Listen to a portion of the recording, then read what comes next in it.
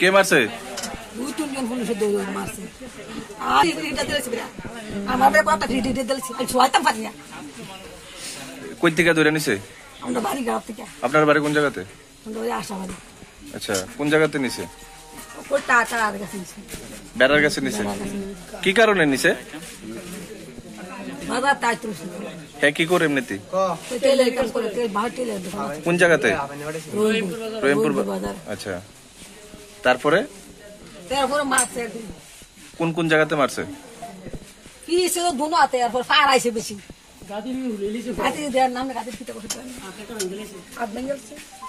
আমি তো পারি না তো, আমার 2-3 বার ঢালছি পুলিশ। হ্যাঁ, বাড়ির ভিতরে ঢুকে লাগছে এত ফাউল।